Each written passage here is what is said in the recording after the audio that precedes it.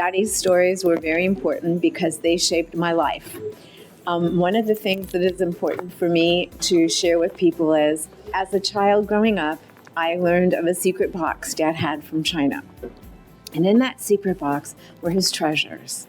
And when I was little, I would pull some of the treasures out and I would ask Daddy different questions about them. He never spoke about the war. He only spoke about the beauty of the Chinese people, the resilience of them, their tremendous courage, and also the part of where the Chinese people were so giving and loving and kind and supportive, even though they had nothing.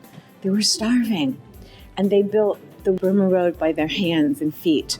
They built runways all throughout China, breaking up rocks and rolling these tremendously large rollers over the dirt to make a runway so the planes could take off and land to help their people and help end the war.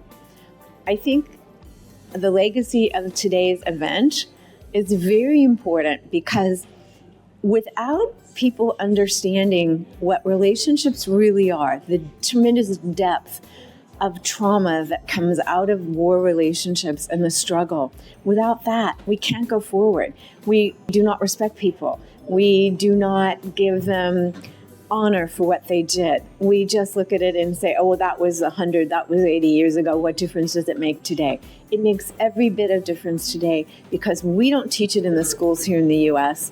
We don't teach about World War II. And if we don't learn about World War II, we will never, ever be able to overcome all the challenges that there were.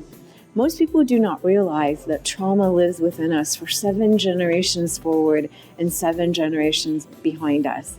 And so therefore, each one of us is traumatized by what happened during the war. So therefore, we need to make sure that war does not continue, that only peace, friendship, and respect continue. That's the most important part to me. That's what today's event was all about to me. It showed people coming together from all over the U.S. and China, and the Chinese population in San Francisco, which is amazing. I so enjoyed myself here.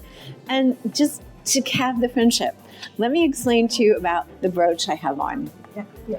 This one, okay. This one is a very special pin. This pin was designed by one of my board members in 2005. We've had the ones from 2005. We've had the ones from the 60th anniversary, the 70th anniversary, and now the 80th anniversary of the friendship between the Chinese people and the American people. This pin is very, very special. Berlin designed it, and Berlin was a retired Army officer who served on our board until he was tragically killed in an accident in the U.S.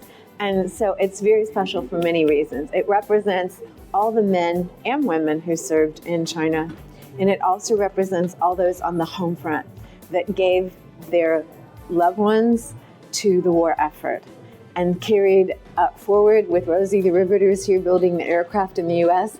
and with the ladies who were the donut dollies in the wonderful group that supports us here in the U.S. and abroad.